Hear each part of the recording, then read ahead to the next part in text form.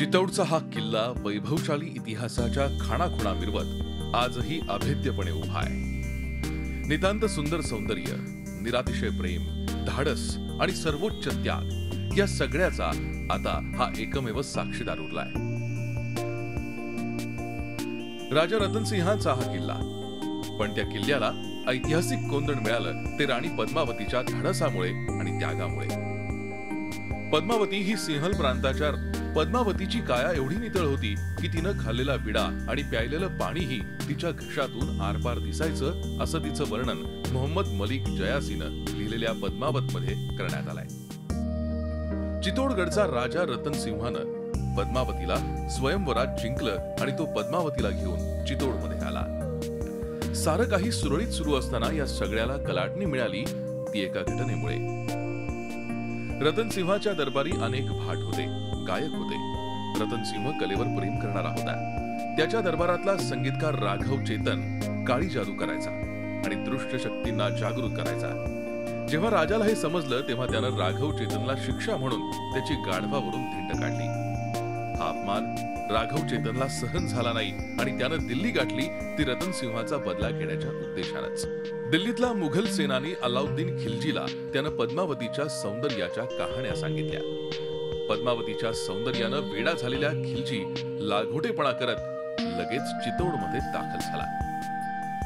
एकदा तरी पद्मावतीचं दर्शन व्हावं असा निरोप त्यानं राजा रतनसिंहाला धाडला। पतिव्रता आणि कुलसंपन्न पद्मावतीनं अर्थातच हा प्रस्ताव नाकारला, पण अल्लाउद्दीनच्या प्रचंड ताफ्यापुढे निभाव लागेल की नाही याची शाश्वती नसल्यानं अखेर पद्मावती मुखदर्शनासाठी तयार झाली। तरीही हुशार आणि चलाख पद्मावतीनं एक अट घातली। अल्लाउद्दीनला आपण मुखदर्शन देऊ, पण ते आरशातून, अशी पद्मावतीची अट होती। अल्लाउद्दीन खिलजी भेटीसाठी आला त्यावेळी आरशांची रचना अशी करण्यात आली होती की पद्मावतीचा चेहरा एका आरशात दिसेल, पण ती प्रत्यक्ष कुठे बसलीये हे अजिबात ओळखता येणार नाही। पद्मावतीच्या मुखदर्शनानं अल्लाउद्दीन खिलजी आणखीनच पिसाळला। पद्मावतीला आपली दासी बनवण्यासाठी त्यानं शक्कल लढवली। राजा रतनसिंहाला स्वतःच्या महालात बोलवून अल्लाउद्दीन खिलजीनं त्याला जेरबंद केलं। यानंतर पद्मावती शरण येईल अशी त्याला अपेक्षा होती, पण पद्मावतीनं ही सगळी परिस्थिती अत्यंत धाडसानं, संयमानं आणि हुशारीनं हाताळली।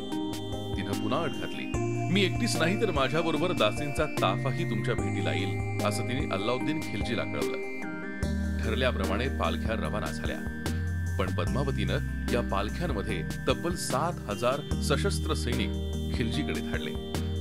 अल्लाउद्दीनला याचा सुगावाही लागला नाही। पद्मावतीच्या सैन्यानं खिलजीच्या सैन्यावर आक्रमण केलं आणि राजा रतनसिंहाची सुखरूप सुटका केली। या मानहानीनंतर खिलजी प्रचंड संतापला आणि प्रचंड मोठा ताफा घेऊन चितोडवर चाल करून आला।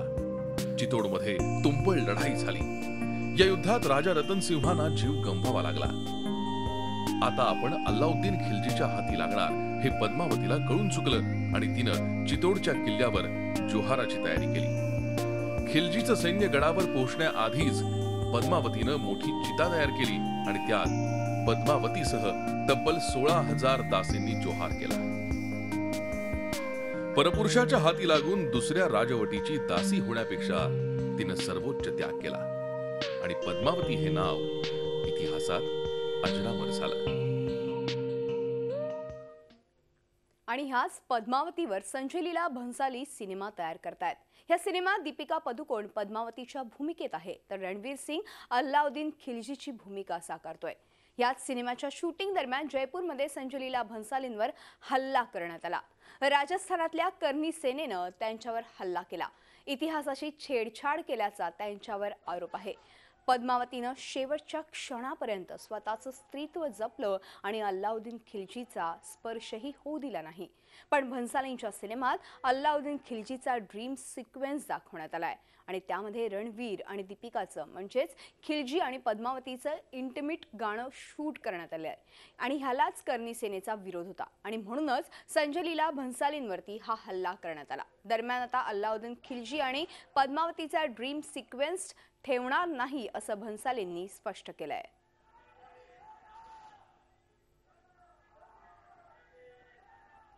पद्मावती सिनेमाच्या शूटिंग दरम्यान हल्ला झाला. नेमकं काय होतंय? अभिव्यक्ती स्वातंत्र्यावर हल्ले होत आहेत की अभिव्यक्ती स्वातंत्र्याच्या नावाखाली इतिहासाची छेडछाड होते? अशा प्रकारे अल्लाउद्दीन खिल्जी आणि पद्मावतीचा ड्रीम सिक्वेन्स सिनेमा दाखवावा की नाही याबद्दल तरुणींची काय मतं आहेत पाहूयात. भन्साली नव्हते तेव्हा आम्ही नव्हतो. आम्हाला माहित नाही तेव्हा काय इतिहास घडला. आम्ही जो वाचला तो आमचा इतका सुंदर इतिहास आहे, इतका गौरवान्वित इतिहास आहे की त्याच्याशी कोणी खेळ केलेला आम्हाला भारतीय लोकांना चालणार नाही. माझं म्हणणं इतकंच आहे की भन्सालीला इतिहासाशी छेडखानी करण्याचा अधिकार तर नाहीच आहे, पण कायदा हातात घेण्याचा कोणालाही अधिकार नाहीये. त्यामुळे या लोकांनी कायदा हातात घेतला ही पूर्णपणे चूक आहे. आपल्याला कायद्यानुसार जाऊन सुद्धा भरपूर गोष्टी करता येतात आणि सिनेमाशी रिलेटेड असं आजकाल प्रमोशनशी जितकं सुरू झालेलं आहे, गाईडलाईन्स कोर्टानी आणायलाच हव्या की यांनी आज आता रेल्वे स्टेशनवर बडोद्यामध्ये एक माणसाची डेथ झालेली आहे. त्यामुळे या सिनेमावाल्यांवर वचक हा हवाच आहे. भन्साळींना या गोष्टीसाठी सगळ्यांनी विरोध करायला पाहिजे. महिला, युवक, म्हातारे ज्यांनी आपले इतिहास सगळ्यांना माहिती आहे आणि आपल्यासारखा इतिहास तर कोणाचाच नसल्यामुळे त्यांनी या इतिहासाला जतन करणं हे पहिलं काम आहे. आम्ही यंग जनरेशन आहोत आणि सिनेमाने आम्हाला हरवेळेस इन्फॉर्मेशन दिली पाहिजे आणि ती खरी राहिली पाहिजे, कारण तेच आम्ही आपल्या सोसायटीत दाखवणार आहोत. झी 24 तास रहा एक पाऊल पुढे.